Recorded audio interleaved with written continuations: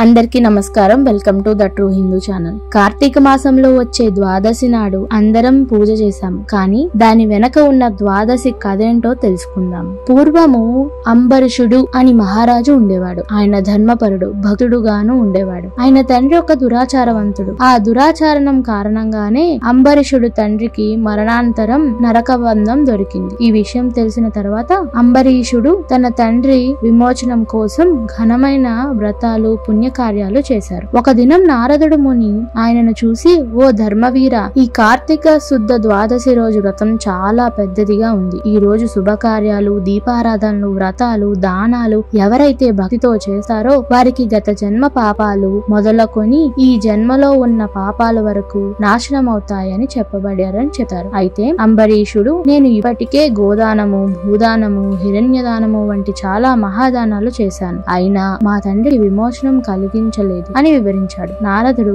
ఈ దానంలో ఒక్క దానమైనా, ఒక వేలుతున్న పదార్థం కాని సాలిగ్రామం ఒక ప్రత్యేక ఉపకరణంగా ఉంటుంది.